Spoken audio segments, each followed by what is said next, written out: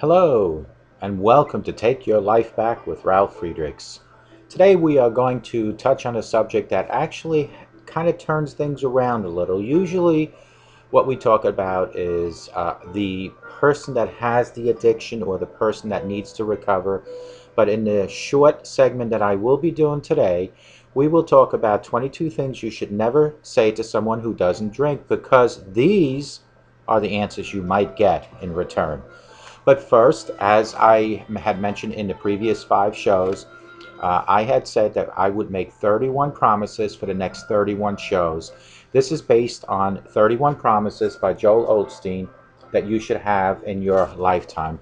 31 declarations. Today is show 6 since I started doing this, which means this is my declaration number 6. Show 6. I declare a legacy of faith over my life. I declare that I will store up blessings for future generations. My life is marked by excellence and integrity. Because I am making right choices and taking steps of faith, others will want to follow me. God's abundance in surrounding my life today. This is my declaration for show 6. It's my 6th declaration out of the 31 promises that I will make throughout the next 31 shows, based on 31 promises that you should make through Joel Osteen. I'll read it again and then one more time at the end of the show. I declare a legacy of faith over my life. I declare that I will store up blessings for future generations. My life is marked by excellence and integrity. Because I am making right choices and taking steps of faith, others will want to follow me. God's abundance is surrounding my life today. This is my declaration for show 6, my 6th declaration. Folks, we are going to talk about the 22 things you should never say to someone who doesn't drink or who is sober, because you might not like the answers that you get. People that don't drink and are sober do it by choice. That is the basis of every show that I do. It's your time, your place, your day to choose sobriety over addiction.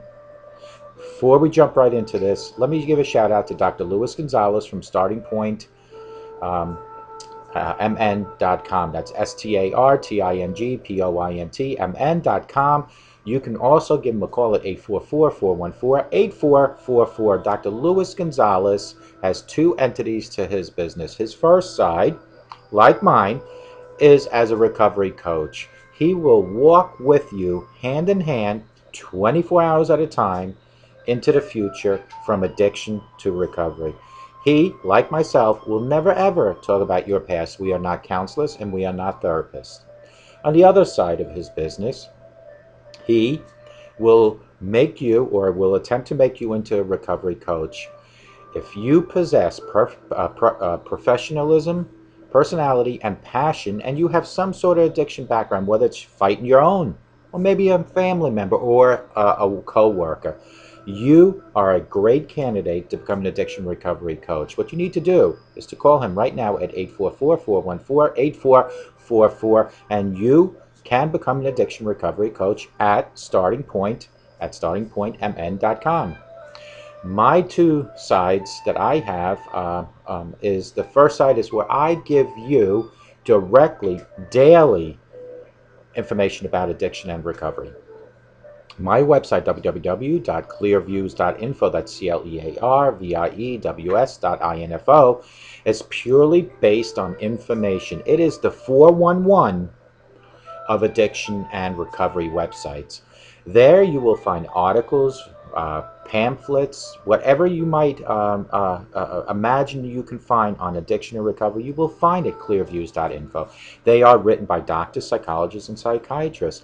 I personally have over 210 videos that I have personally done in conjunction with my wife as the producer for you, for your teaching. But be aware, I don't purely do this for you. I do it for myself too, because this is my method of recovery, to daily make sure that I refresh my memory on who and what I possess, which is called addiction. But I have learned to live with it. My other side, is another website called clearreform.com. Clear Reform is based on recovery. It's based on being a coach in your life to walk with you from your addiction to your recovery, kind of like what Dr. Luis Gonzalez does. You can find me there at CLEARREFORM.com. If you notice, both my websites start with the word clear. CLEAR stands for Community Lessons Empower Addiction Recovery. We, as a video community, as a community in our hometown, as a church community, as a global community, our lessons empower addiction recovery. Everybody has a story, and if we put all our stories and our lessons together, we can overcome addiction and we can learn to recover. You have clear and then views. The views is because you get to view all my information on addiction recovery, and on my other website it's called Clear Reform. What is reform? Reform is to turn you from your addiction side totally around and transform you into a person that can live with their addiction. Clearviews.info, clearreform.com. Those are my two websites. So you have Dr. Luis Gonzalez at 844-414-8444. Reach out to him. He will help you either in the coaching aspect of making you into a coach or helping you walk from your addiction to recovery. Like I promised, these are 22 things you should never ever say to someone who does not drink, because be aware, alert. You might get these answers and you might not like them, and they are probably not meant to be sarcastic when people give you these answers. But you have to remember, people are sober, and in sobriety it is hard enough to have to go through that, to fight your addictions daily. To fight not drinking and not using drugs is a battle.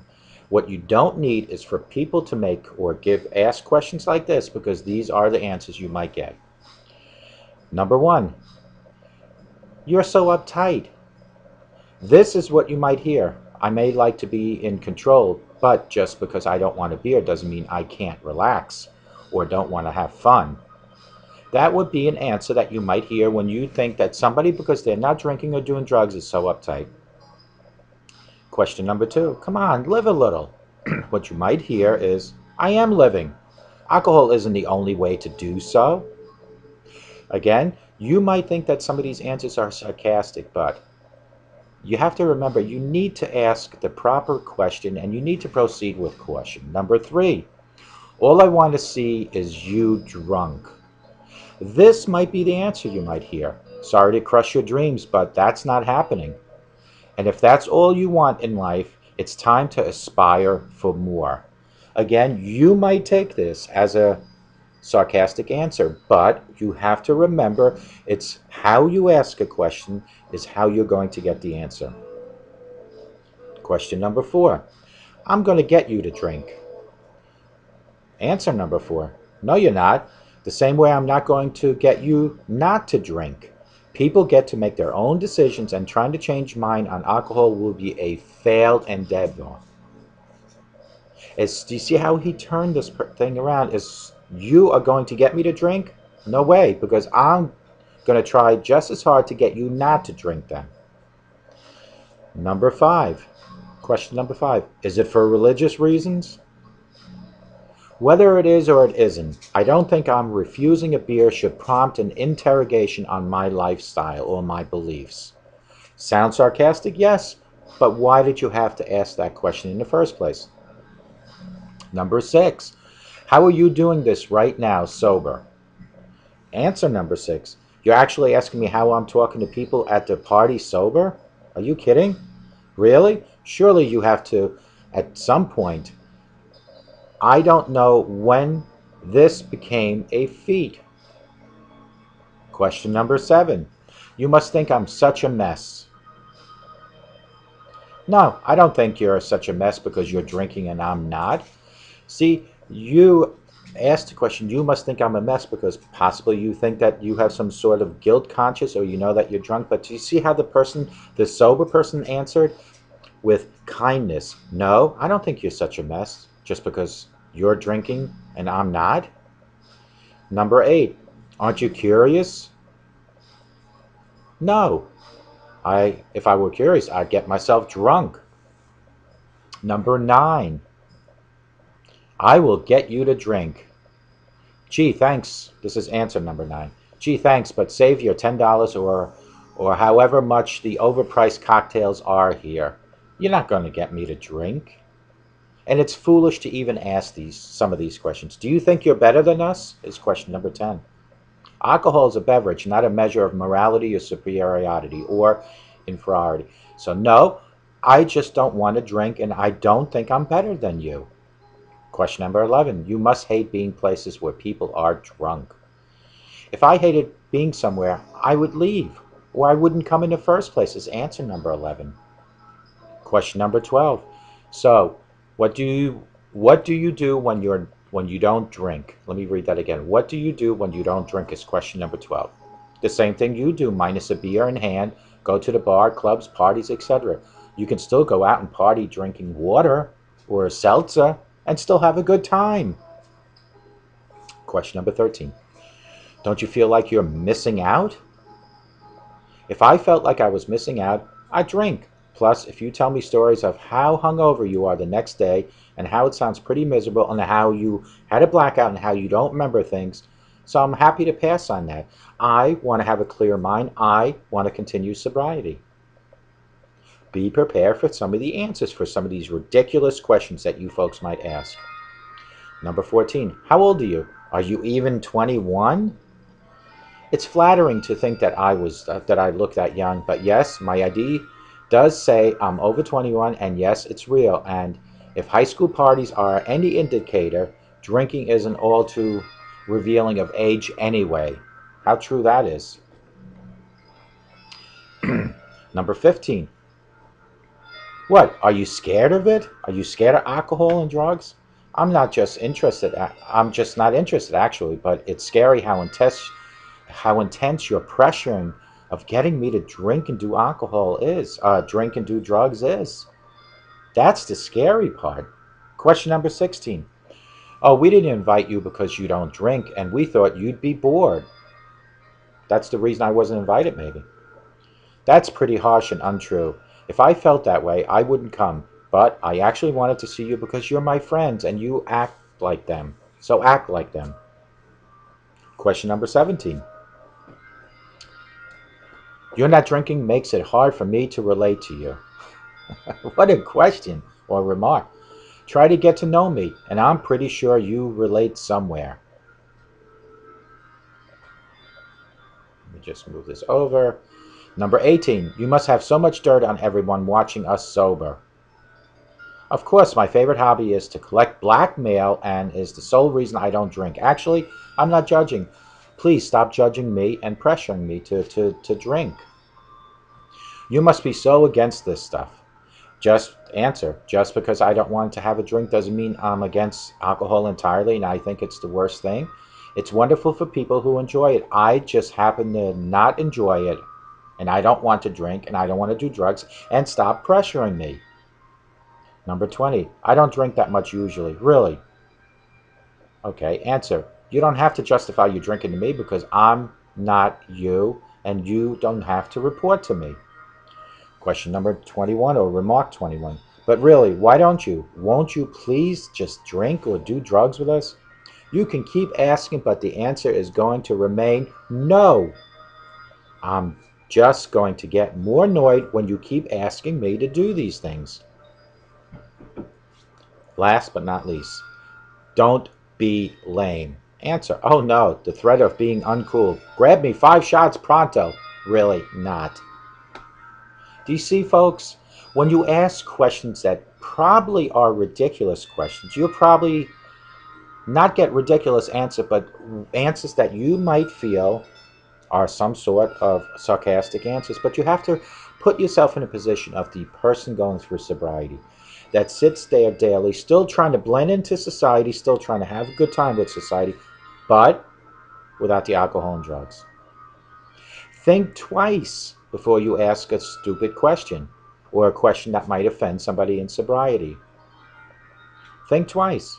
Let's do a little recap on this. These are 22 things you should never say to someone or ask someone who doesn't drink, because these are the answers you might get, you might not like, and they might sound sarcastic. You're so uptight. Why would you ask a question like that?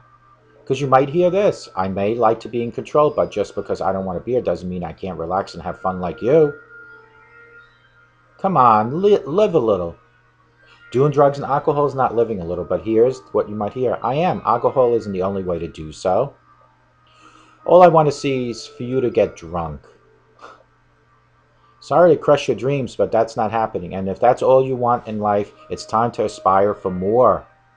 Sounds sarcastic, but it's a true answer. I'm going to get you drunk. That's my mission. No, you're not. The same way I'm not going to get you not to drink. Stop pressuring me. I hear this a lot. Is it for religious reasons? Whether it is or it isn't, I don't think refusing a beer should prompt interrogation on my lifestyle. As much as you drinking and doing your drugs, I interrogate you for. How are you doing this sober? You're actually asking me how I'm talking to people at a party sober? Are you kidding me? Really? Surely you have to, at some point, I don't know when it became a feat to be sober. You must think I'm such a mess. That's a guilty type of remark. No, I don't. I think you're such a mess. I don't think you're such a mess because you're drinking and I'm not. I'm not judging you. Aren't you curious to see how it feels to get drunk again or do drugs? No, if I was curious, I'd get myself drunk and fall into the old hangovers and blackouts and losing my family and financial structure. No, I'm not interested. Thank you very much anyway. I will get you to drink. Oh, no, you won't. Gee, thanks, but save your $10, however much of these overpriced cocktails or marijuana that you pay for. Do you think that you're better than us? Alcohol is a beverage, not a measure of morality, superiority. So no, I don't think me not drinking, me not doing drugs makes me better than you. It just makes me sober, and that's how I want to continue staying. You must hate being in places where people are drunk. If I hated being here, I wouldn't be here. You might hear that and you might take that to be sarcastic. So what do you want? What do you do when you don't drink? Gee, and you might hear this. I don't live? Of course not. You're not going to hear this. The same thing you do, minus the beer in hand. Go to the bar, clubs, and parties. Still go out and have a good time, but only drinking anything that doesn't have alcohol or not doing drugs. Don't you feel like you're missing out? If I felt like I was missing out, I'd drink. Plus, if you tell me stories of how hungover the next day you are, how you blacked out, how your wife or your husband walked out on you, how financial everything's crumbling. No, I'm not missing out on anything. I think you're missing out. You're missing out on sobriety. How old do you think I am? How old are you? Are you even 21 to be in this bar? Is that why you're not drinking? It's flattering to think I look young, but yes, my ID does say that I'm over 21 and it's real. And if high school parties are any indicator, drinking isn't too revealing of age anyway. Why don't you try alcohol and drugs? What are you scared of? I'm just not interested actually, but it's scary how intense you're pressuring me to drink and do drugs. That is very scary. Oh, we didn't invite you because you don't drink and we thought you'd be bored. Wow. That's pretty harsh and untrue. If I felt that way, I wouldn't come, but I actually want to see you because you are my friend, so act like them. You're not drinking makes it hard for me to relate to you. Oh, really? Because you're drunk or you're high makes it hard for you to relate to me. Try to get to know me, and I'm pretty sure you'll relate somehow or somewhere. You must have so much dirt on everyone watching us sober. Yes, it is my mission to come to these parties sober so I can blackmail you down the road. You might hear answers like that. You must be so against this stuff. Just because I don't want to have a drink, it doesn't mean I'm against alcohol entirely, and I think it's the worst thing. It's wonderful for people who enjoy it, who can handle it socially, but I am totally against drugs.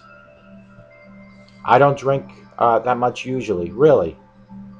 You don't have to justify your drinking or doing your drugs to me. You are your own person. But really, why don't you? Won't you please just try this marijuana or this alcohol? You can keep asking, but the answer is going to remain no. I'm just not going to, I'm just going to get more annoyed by every time you ask me and pressuring me. Don't be lame. You think I'm lame. Oh no, please. That is so uncool. I better, you know what? Give me 5 shots. Not, I don't need to fit into your crowd. These are the 22 things that you should never ask someone who is going through sobriety, because these are 22 answers you might get. Do you see where I'm going with this? This was now turned around a little bit because people that are fighting daily with sobriety have it hard enough. And you don't need people to ask questions like this. If you go to a party, and I'm talking to the people that are not going through sobriety, that maybe should be. If you go to parties and you're looking for those sober people in the corner somewhere to ask these questions, shame on you. Go to the mirror in the bathroom, ask yourself these questions. Why do I feel like I have to drink so much? Why do I do drugs? Why is my life crumbling? Why don't my children respect me? Why did my wife or husband leave me? Why did I get fired from my job? Ask those questions. Wait till you see the answers you'll get. You might end up being like the person that's given you these sarcastic answers for your total ridiculous questions. Turn it around. You might have an alcohol or drug addiction and you don't even realize it. Or you realize it, but you don't want to admit it. Why? Do you really think that your drug and alcohol consumption is more important than your family, than your financial structure, than God, than your life, and more importantly, than your health? If you think your drugs and alcohol are more important than that, I don't even know what to say to you, then I feel bad for you. But if today, November 12th, 2014, you maybe can find 10% of yourself to finally admit that you have a problem, it's a step forward. It might not be 100% yet, but it's a step forward. I would love for everyone that's watching me, thousands in the audience, to tell me that they have a problem and they need help. Not to even tell me, to just admit to themselves. Because once you have completed that mission, that 50% of the mission, because there's another 50% that I'm going to mention, that 50% of that mission, the admittance, the courage to finally say you have a problem, then the other 50% is reaching out to God. You need something to believe that has a more powerful thing than your own being, a more powerful direction than your own direction. Because if your direction was so good, your life wouldn't have crumbled, your wife or husband still be there, your children would still respect you. But the other 50%, reaching out to God, in conjunction with the other 50% is admitting you have a problem, will start molding you, reforming you into a whole new person. I, Ralph, have a problem. I am an alcoholic. I am an alcoholic that has been sober for quite some time and fights daily. I am Ralf Friedrichs, an alcoholic that fights daily, that does not need to hear questions like, is it for religious reasons? I don't need to hear, I'm going to get you drunk. I don't need to hear, you think I must be such a mess. I don't need to hear, do you think you're better than us? I don't need to hear that. Because be prepared for some of the answers.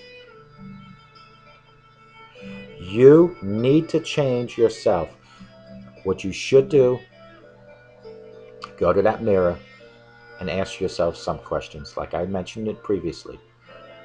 Why am I such a mess? What can I do to change?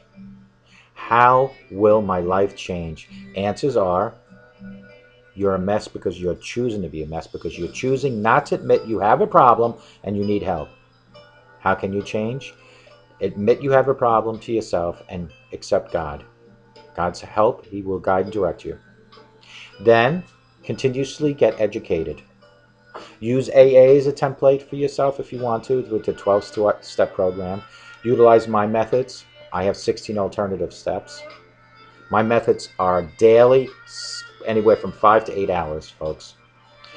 By helping you via video, by helping you via interviews, by helping you via my websites and my pages, I help myself. Do you see that? It is a selfish act on my end. I utilize you, my audience, to help myself. But don't you see how this works? Because when I help myself, I help you. When I help you, I help myself. It is us as a community, is our lessons that empower addiction recovery. Simple. If you're at a point where it's so bad that you need to utilize a treatment rehab center, do it. If you need that supervision, do it.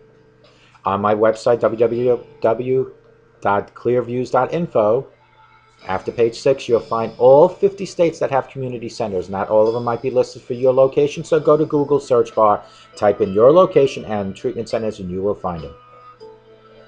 But no matter if you use my method, AA, treatment center, or any other method, when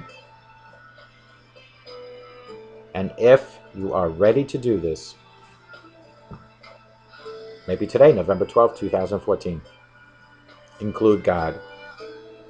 Let today be the first day of your new life. Let today be a new chapter in your book of life. We all have chapters.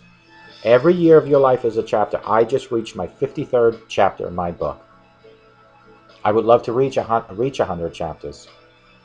But only God has the power, and He makes a decision how long my book of life will be. How long is yours? And more importantly, are we accelerating our chapters or our book of life to a quicker end by not taking care of ourselves? Do you personally constantly feel that by consuming alcohol and drugs, you're helping your body? Because you're not. But more importantly, don't you want to get to the end of your book one day with loved ones still around you? With your financials still in order? With people knowing you as a good person? For an example, yesterday was Veterans Day.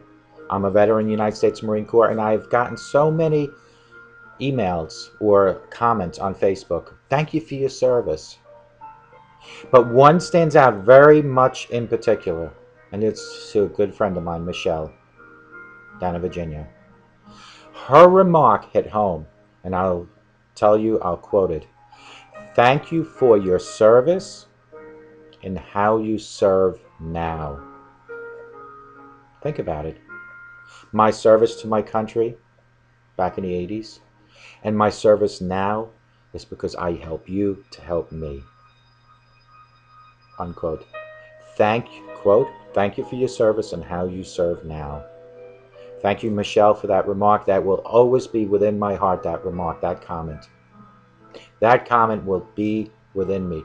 It is comments like that that lift me up, that make me appreciate for everything I do, because it takes a lot to do what I do. It takes a lot of time, a lot of effort, and a lot of money. And what do I get in return? I get sobriety, worth more than any money in the world. You can spend thousands and thousands of dollars for treatment centers, like some of the Hollywood stars. Yet they come out and they go back right to doing what they do. But my method works because I am daily living the life of sobriety through educating myself daily, hourly. It never ends.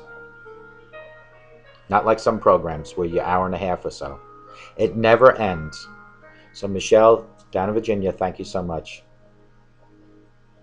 Remember what she says. Thank you for your service as a veteran, and thank you for your service now as a civilian, as a soldier of sobriety, as a soldier for God. Thank you, Michelle. Folks, this is what it all comes down to. It is how you write your chapters in your book of life. That's all it comes down to. You folks all need to understand that one day we will all be judged on how we lived our life. Whether you lived it as an alcoholic, a drug pusher, a sober person, a criminal, the list can go on and on. You'll all be judged, including me. Wouldn't it be nice to be able to make changes while you still can? Changes like sobriety, being a better human. I always say this, remember, there's going to be a day, a time, a month, and a year that our book of life comes to an end. And if the changes aren't made prior to that, the changes aren't going to be made. The changes should include you being a well-balanced human, a good role model, a good spouse, a good parent, and a good human. Those are the changes that need to be made. For every breath that you take right now on this beautiful earth, there is someone somewhere taking their last breath. They didn't have a chance to change. And if they did, that's great. But what if they didn't? They didn't have that chance. For every time you open and close your eyes, there is someone that's closing their eyes for the last time. If they didn't change, they didn't have that chance. If my show, Take Your Life Back, could reach into the jungles of Africa, lives could be changed merely on the fact of educating people. Unfortunately, my show only has a reach so long. But I'm here to tell you folks that changes are only going to be made if you make the changes. They don't just drop out of the sky. There is no person that can force you to change. It is only you that makes that change. And if you think by saying tomorrow is the day I'll make the change, think again, you might not have it tomorrow. Do it today, November 12th, 2014. Let the sunshine into your heart and into your home. And folks, you will get nothing, and I mean nothing but positive results.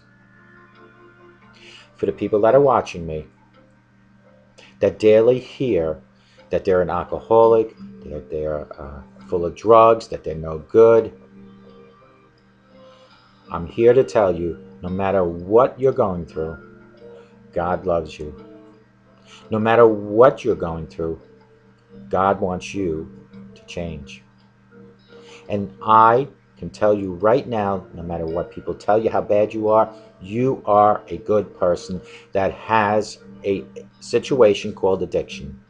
But your addiction can be worked with and lived with your decision on change today, November 12th, 2014. Let God guide and direct you, and you will see nothing but changes in your life. Changes that will totally amaze you. Maybe not immediately, but within time.